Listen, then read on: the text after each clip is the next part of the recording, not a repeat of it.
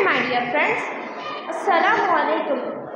Today the topic of my speech is Eid Milad-un-Nabi.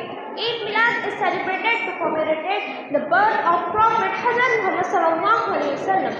It is believed that the Prophet was born in Mecca in 570 century. The day is dedicated to the Prophet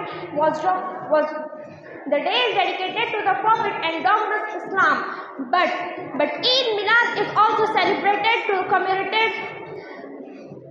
But Eid Milad is celebrated as well as to move because it also the death anniversary of the Prophet.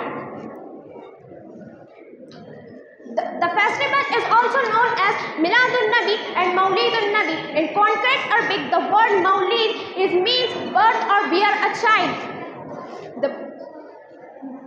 It is celebrated in Rabiul Awwal, which is the third month of Islamic calendar. While the shades of month 17,